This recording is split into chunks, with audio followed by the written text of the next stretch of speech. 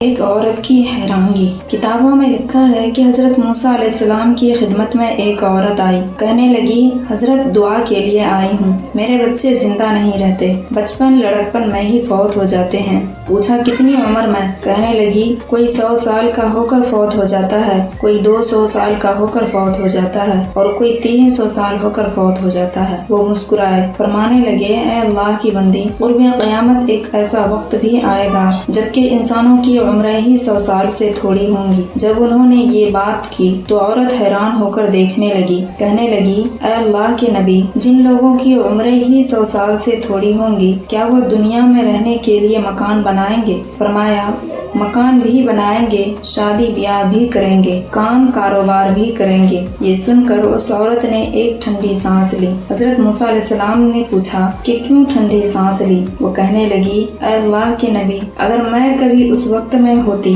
جب عمریں ہی 100 سال سے تھوڑی ہے، اتنا تھوڑا وقت تو میں ایک سجدے میں ہی گزار دیتی۔ ہماری زندگی تو اتنی مختصر ہے۔ نبی علیہ السلام نے فرمایا میری امت کی عمریں 60 اور 70 کے درمیان ہوں گی، یعنی کوئی تو پیدا ہوتے ہی مرے گا اور کوئی 100 سال سے اوپر جا کر مرے گا۔ لیکن اب وہ عورتیں جو اس وقت 40 سال سے اوپر کی عمر پہنچ چکی ہے، وہ اچھی طرح سن لیں کہ وہ اپنی زندگی کا آدھا زندگی گزار رہی ہے، یعنی وہ اپنی زندگی کا ظہر اور عصر کا وقت گزار رہی ہے۔ ظہر اور عصر کے بعد سورج ڈوبتے ہوئے دیر نہیں لگتی، تو ہمیں چاہیے کہ ہم آخرت کی تیاری کریں۔ اور ہم ماؤں اور بہنوں کو دیکھ لو، 5 وقت کی نماز بھی ڈھنگ سے نہیں پڑھی جاتی ہے، اس لیے ہمیں 5 وقت کی نماز کا پابند بننا چاہیے اور دعا کرے کہ سب کو اللہ تعالیٰ نماز کی توفیق عطا فرمائے، آمین۔